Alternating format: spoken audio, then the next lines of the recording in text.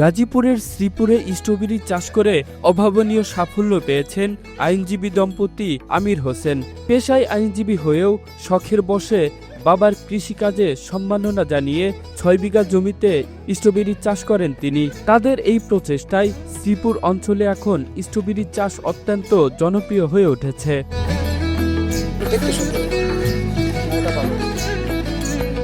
এই বিষয়টা হলো আমার হাজব্যান্ড একজন অ্যাডভোকেট, ওই মানে কৃষিকাজের খুব আগ্রহ, তার দেখা দেখি এখন আমিও এটার প্রতি খুব আর মহিলা তো বাড়িতে বসে থাকে। এছাড়া আমি মনে করি যে এই কাজটা করলে এটা সবার জন্যই ভালো। হ্যাঁ, ফলন মাশাআল্লাহ ভালো। হ্যাঁ, বিক্রি হচ্ছে ভালোই। আমরা আশা আছি যে এক ফাইতে 8-9 লাখ টাকা বিক্রি হচ্ছে। আমির হোসেন উপজেলার গোসিঙ্গা ইউনিয়নের পেলাইদ গ্রামের মৃত আহমেদ হেলিমের ছেলে। তিনি গাজীপুর জজ কোর্টের আইনজীবী। সরেজমিনে গিয়ে দেখা যায় 5 থেকে 6 জন নারী স্ট্রবেরি সংগ্রহ করে বালতিতে রাখছেন। আকর্ষণীয় রং, গন্ধ ও স্ট্রবেরি খুব সুন্দর দেখাচ্ছে। এটি বিদেশি ফল হলেও বর্তমানে বাংলাদেশে বেড়েছে এর চাষ।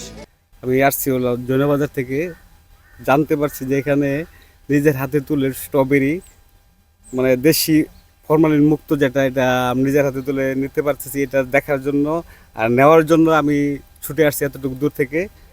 খুব ভালো লাগছে এসে আর কি। আমি স্ট্রবেরি নিতে আসছি বালুকা স্কোয়ার মাস্টারবাড়ি থেকে। শুনলাম এখানে অনেক ভালো স্ট্রবেরি পাওয়া যায়, নিজের হাতে তুলে নেওয়া যায়। তাই অনেক জিজ্ঞাসা করে, চিনতাম না, অনেকের কাছে জিজ্ঞাসা করে আসলাম এখানে। এখন এসে ভালোই লাগলো। আমির হোসেন এবছর 6 বিঘা জমিতে 30,000 চারা রোপণ করেছেন। প্রতিটি গাছেই ফলন আসছে, ফল বাজারজাত শুরু হয়েছে। এরই মধ্যে তিনি প্রায় 8 লাখ টাকার স্ট্রবেরি বিক্রিও করেছেন।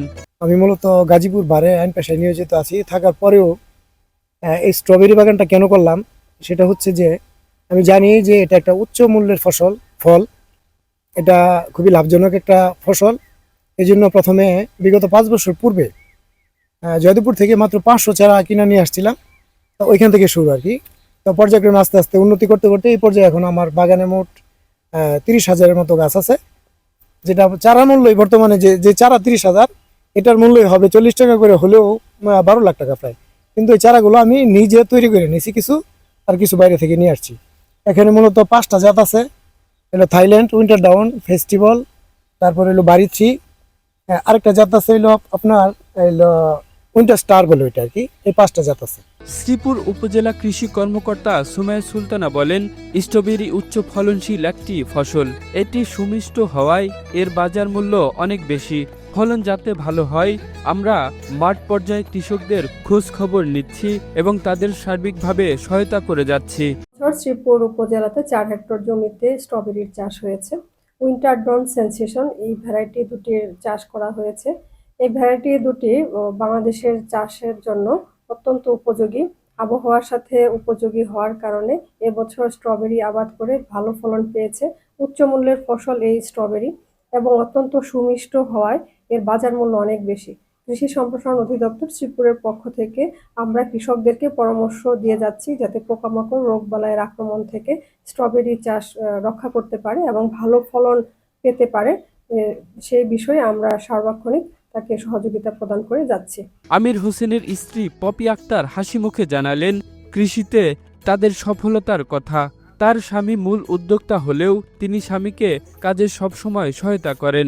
ইতিমধ্যেই বিঘাতে তারা 8 লাখ টাকা প্রায় বিক্রিও করেছেন। আশা করছেন এবার 40 থেকে 45 লাখ টাকার স্ট্রবেরি বিক্রি হবে। Kamrul Islam, Asian television.